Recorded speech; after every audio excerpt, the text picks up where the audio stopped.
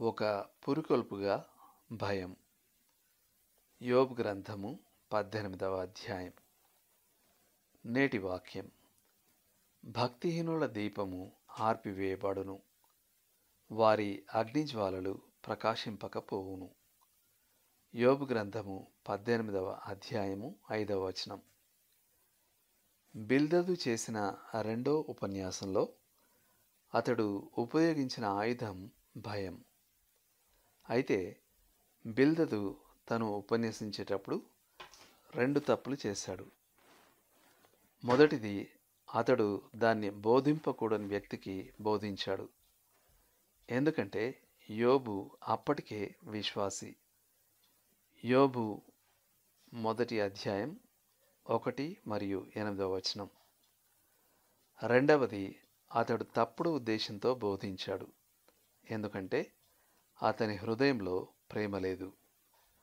ఓసారి doctor R.W. Dale అనే British బోధకుడు సువార్తికుడైన D.L. మోడీ గారిని అతని ప్రసంగాల్లో అతడెప్పుడైనా భయపెట్టడం అనే దాన్ని ఉపయోగించుకున్నాడా అని అడిగాడు.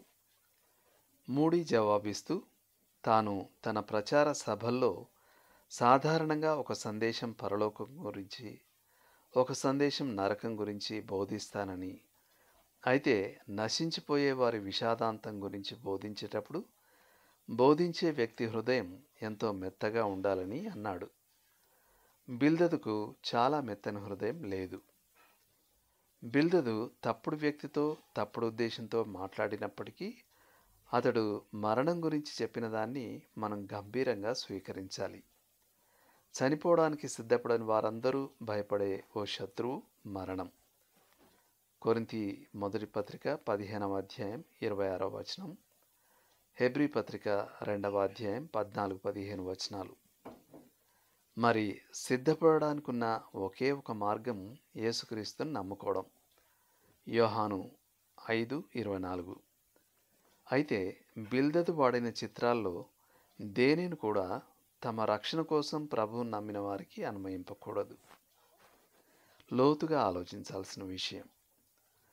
ఎవరైనా భయపెట్టి మిమ్మల్ని మెరుగైన వ్యక్తిగా లేక మెరుగైన క్రైస్తవునిగా చేయడానికి భయాన్ని ఓ పురికొల్పుగా ఉపయోగించే ప్రయత్నం చేశారా?